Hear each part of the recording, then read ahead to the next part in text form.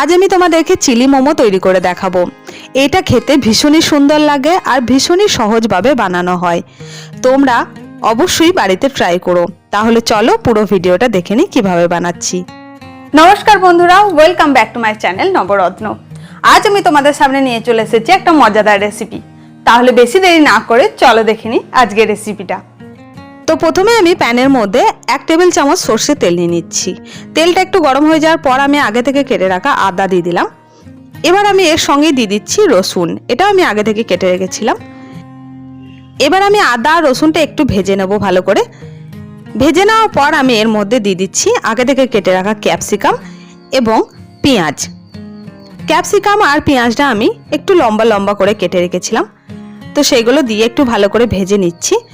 এখানে চাইনিজ খাবারে খুব বেশি ভাজা হয় না, তাই হালকা আমি ভেজে নিলাম।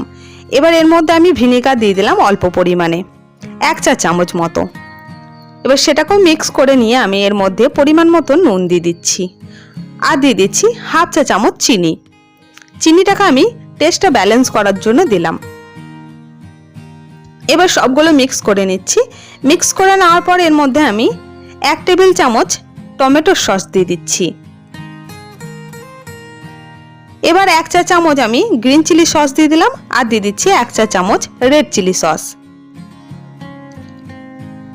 এবার আমি 1 চা চামচ সয়া সস দিয়ে দিলাম।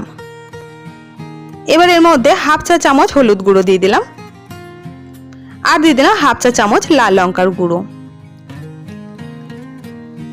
এবার আমি সেজওয়ান চাটনি দিয়ে দিলাম 1 চা চামচ আর দিয়ে দিচ্ছি কাশ্মীরি লঙ্কার গুঁড়ো 1 চা চামচ। এবার সবগুলো খুব ভালো করে মিক্স করে নেব।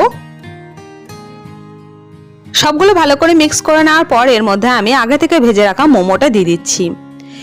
এই fried momo, steam momo recipe আমার চ্যানেলে আগে থেকেই দেওয়া আছে, আমি ডেসক্রিপশন বক্সে লিংক দিয়ে দেবো, তোমরা চাইলে দেখে নিতে পারো। তো আমি খুব ভালো করে মোমোটা মিক্স করে নিচ্ছি। তো তৈরি হয়ে গেছে আজকের রেসিপি চিলি মোমো। তোমাদের এই রেসিপিটা কেমন লাগলো আমাকে অবশ্যই কমেন্টের মাধ্যমে জানাবে, আর ভালো লাগলে একটা লাইক করে দেবে। আমার চ্যানেলে নতুন বন্ধু থাকলে চ্যানেলটিকে সাবস্ক্রাইব করতে একদম ভুলো না। পাশে থাকা বেল আইকনটা অবশ্যই প্রেস করে দিও, যাতে সব ভিডিও নোটিফিকেশন সবার আগে তোমাদের কাছে পৌঁছে যায়। সুস্থ থাকবে, ভালো থাকবে, আবার আসবো অন্য কোনো রেসিপি নিয়ে। আজকের জন্য টাটা।